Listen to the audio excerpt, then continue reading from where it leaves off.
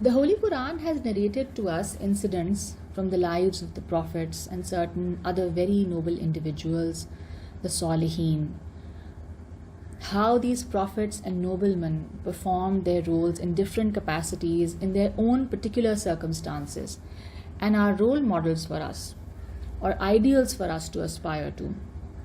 So, in other words, Allah has shown to us how these great noblemen perform the Aamaal Sualeha, the good deeds, in their particular spheres of life.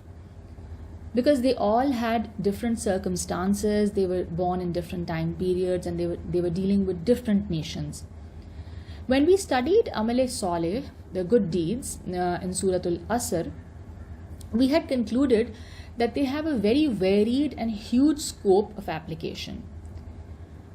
And Allah subhanahu wa ta'ala has left it up to us. He's left it open. It's an open field where it is for the individual to determine for himself how he can carry out good deeds in the particular circumstances that he has been given, or the particular abilities that he has been blessed with.